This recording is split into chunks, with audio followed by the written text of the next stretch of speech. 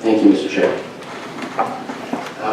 So we can also break out the changes in employment by sector. So here we've broken that out between the private sectors and the government sector.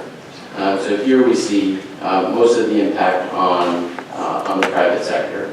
And so this is coming again, since we're looking at this blended approach from a couple of different sources. So first of all, Arkansas business costs are a little bit lower because firms are able to offer relatively lower wages and salaries or raises, and so they're able to compete better.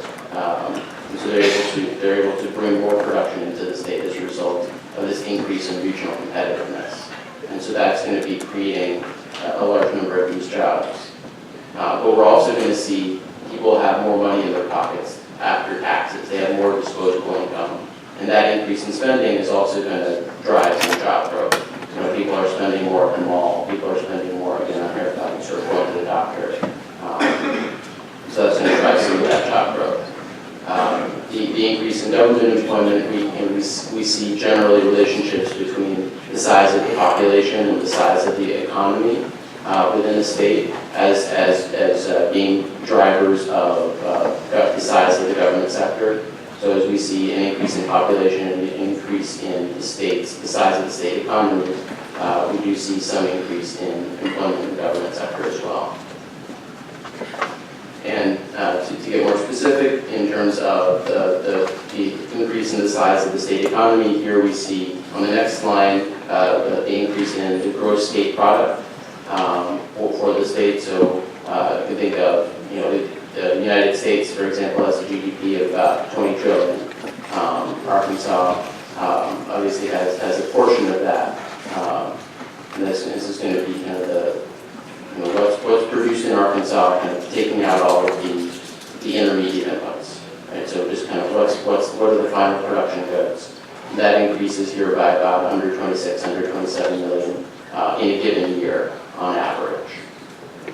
We also have a measure of output. So this is output is just sales. So this is going to include both the increase in GDP, but also the intermediate inputs that are created that are produced in Arkansas as well.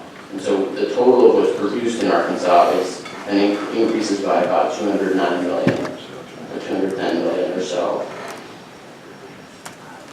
And here we see an increase in disposable income of about 260 million per year. So remember that the tax cut was 180 million per year.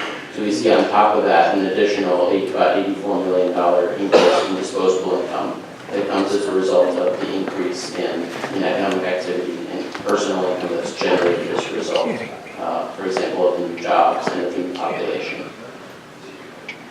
And finally, down at the bottom, we can see what are the impacts on revenue and expenditures. So in this first, the revenue line, we see a total decrease in revenue on average of about 170 million. So again, remember that the static scoring, the static loss in revenue is 180 million. So we see about 10 million. So that's about 5.6% of that revenue loss is regained from this increase in economic activity that's expanding the tax base.